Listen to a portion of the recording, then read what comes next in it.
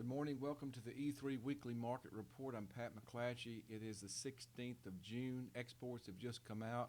We're going to go straight to those now. Cotton, total sales of 64,100. That's down 42% from the previous week and down 54% from the 4-week average.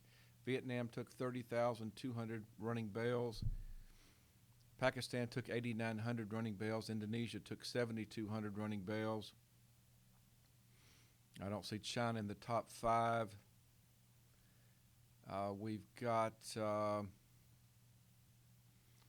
let's see, new crop sales of 9,200 bales. Looking at the reaction, cotton in December was actually up 79 just before this report. Cotton right now is up 65. Looking next at soybeans, net sales of 816,400 metric tons, and that is up 8% from the previous week and up 57% over the 4-week average. Sales were reported. Unknown destinations, 356,500. China took 186,500. Saudi Arabia took 66,000. And looking at the reaction there, soybeans were down 8 just before the report. That's November soybeans. Right now, November soybeans are down 10.5. So we've softened up some there, evidently expecting a bigger number than that. We've got corn, net sales of 909,700 metric tons. That's down 39% from the previous week and down 36% from the 4-week average. Japan took 256,700 metric tons. South Korea took 123,200 metric tons. Colombia took 92,900 metric tons. Let's look at the reaction in corn. Corn was up 1 cent just before this report came out. Right now, corn in December is down 1 1/4, so no real reaction. Wheat, net sales of 762,900 metric tons. And 120 unknown destinations gets 126,100 metric tons. Mexico takes 91,000 metric tons. South Korea takes 75,200 metric tons. Just before this report, wheat was up 1 3/4 pennies. Right now, September wheat is up 3/4 cents. Okay, let's look at what's happened so far this week. Crop progress came out Monday afternoon. Don't see anything here that really looks unusual or bad at this point. Cotton was 89% planted versus the average of 93% for this time of the year. Good to excellent category, 58%. Soybeans, 79% emerged versus an average of 72%. Good to excellent category for soybeans, 74%. Corn, 96% emerged. That's a little ahead of average.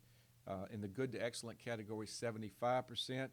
Spring wheat, 79% good to excellent. Winter wheat, 61% good to excellent. I think some of the talk of weather recently has to do with the 6 to 10 day forecast, and based on that, they were calling for some areas that really need rain remaining very dry, and that's been supportive to the market. Okay, well, let's talk about what's happened here recently. We can sort of put everything in the same category here as we talk about it, but let's start off and say all markets have been moving up off of fundamentals, but also off of the fund buying. That's the speculators have been buying the market. Why is that? At our teleconference, Ag Market Network teleconference this last Monday, a point was brought up by O.A. Cleveland, and that is that commodity indexes it's probably one of the only asset classes that this year so far has actually made money. It was up 13% at that time, looking so far year to date, whereas other types of investments have actually lost money. And so the larger funds have been putting money into commodities, and when they do that, they come in and they put money across the board in everything. They place money with fund managers with a long-term track record, but they're spreading the money out in all markets. And so it just happens that fundamentally markets have had some reasons to go up, but the funds exaggerate the moves.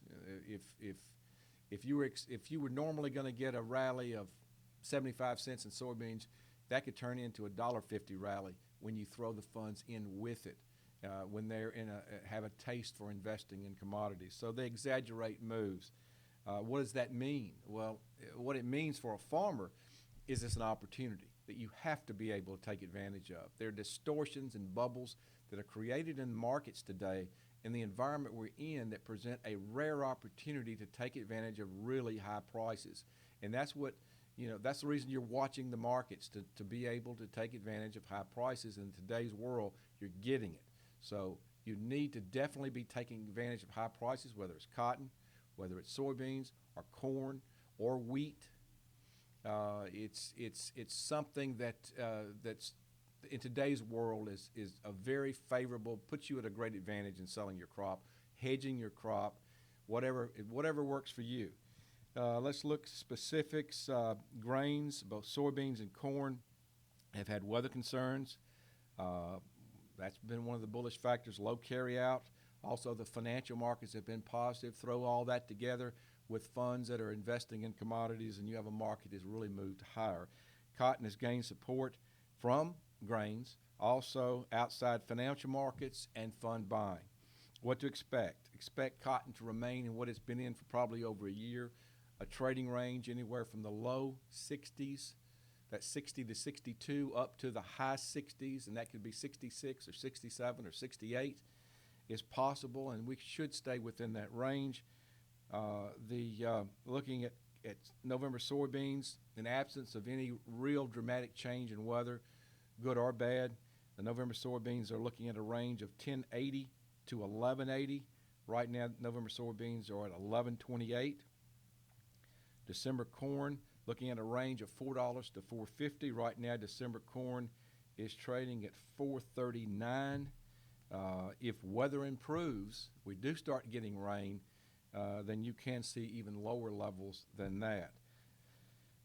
In cotton, after the July contract expires, if weather's good and we don't have outside markets really influencing the market, you can see the market revisit the high 50s, maybe 58 area to 60.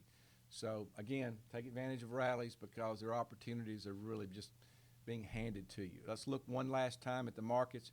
Cotton is right now up 84. It was up 79 before this report came out. Soybeans are right now in November down 10 1/4, and that is 2 cents lower than it was before the report. The corn market right now in December is unchanged. It was up a penny before the report. September wheat is right now up a penny and 3/4, and that's exactly where it was before the report. So that's it. Thanks for joining us for the E3 Weekly Market Report, and we'll see you later. Thank you.